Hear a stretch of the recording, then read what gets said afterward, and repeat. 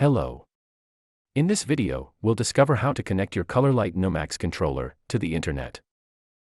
The method applies to screens equipped with any of the following Colorlight controllers: A100, A200, A2K, A20, C1, C4, C6, C8, and finally, the N1 board, found in our LED Pro poster and LED Mini poster.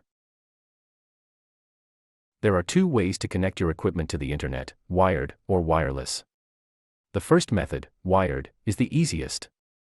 Simply plug an RJ45 network cable into the LAN port on your monitor's controller to a router connected to the internet. In just a few seconds, your screen will be connected to the internet, and you'll be able to access the broadcast software to publish your content. The second method, wireless, takes just a few easy steps.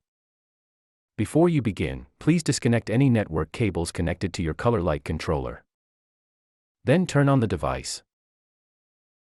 Connect a USB-B type cable between your Windows computer and the USB port on your controller or LED poster. It is important to note that this process does not work with Apple computers.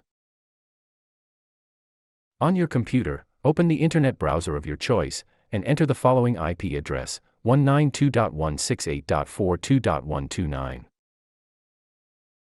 This will allow you to access to the controller's internal software for configuration.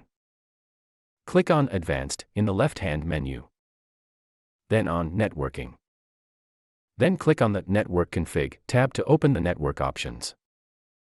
And enable Wi-Fi. All the other options must be disabled.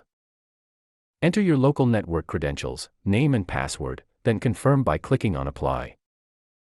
Your controller will now be connected to your Wi-Fi network. You can now disconnect the USB cable from your computer and the controller. Important. For security reasons, never connect your controller to a public network or a network shared with customers. Congratulations, you now know how to connect your Nummax Colorlight controller to the internet.